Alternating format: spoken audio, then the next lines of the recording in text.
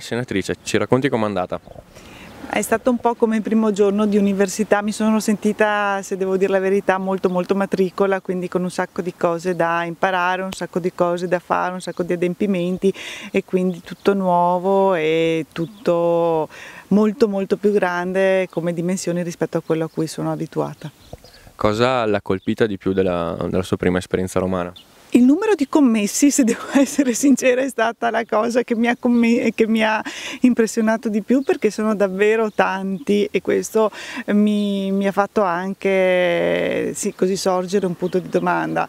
Dopodiché comunque è stata un'emozione unica, perché insomma, essere uno dei 315 senatori che rappresentano 58 milioni di italiani, credetemi che insomma, quando si entra in quell'aula si sente tutta la responsabilità che questo incarico comporta. Dopo i primi momenti, le prime registrazioni, adesso arriverà il grosso del lavoro. Nella tabella di marcia quali sono i primi impegni?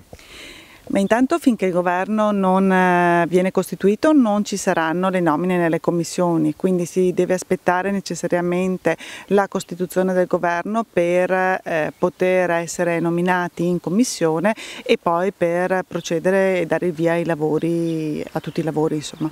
Di quale materia conta di occuparsi?